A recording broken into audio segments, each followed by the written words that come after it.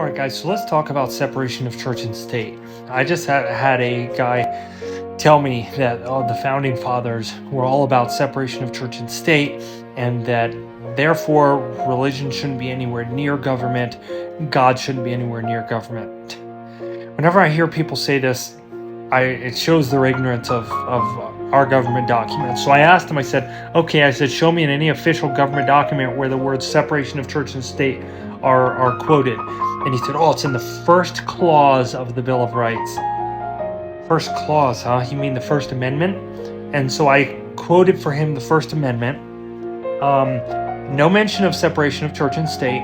So I'm going to tell you guys where the term separation of church and state comes from, so that you know.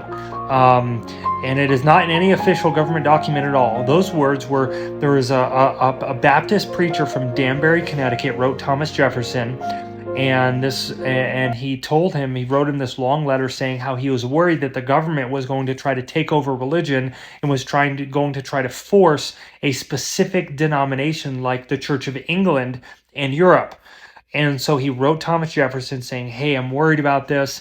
I don't want this to happen, blah, blah, blah, yada, yada, et cetera, et cetera. So Thomas Jefferson wrote him back in the context of, no, the government isn't going to tell you what religion you have to be. And he said, in fact, there is going to be a wall of separation of church and state. So that is where that phrase comes from, and that is the context of it.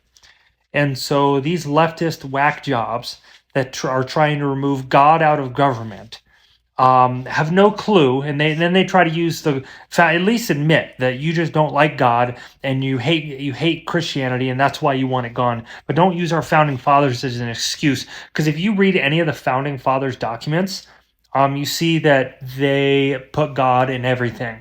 In fact, did you know our first public schools, the Bible was an official textbook in the first public schools? Yeah. So the very founding fathers that supposedly don't want God or the Bible in government things put the Bible in the public schools. So this is so dumb and ignorant when I hear people say, oh, separation of church and state, we can't pray in school, we can't let kids, teachers read the Bible. Wrong, false. Okay, that does not go against the Constitution. Yeah, some idiotic judge in 1963 kicked the Bible out of public school, but that's not constitutional. There's nothing in the Constitution about that. That was just some activist judge that decided to do that. But don't try to use the founding fathers to back that up, because it really just shows your ignorance, that you really have no clue about our founding of our country.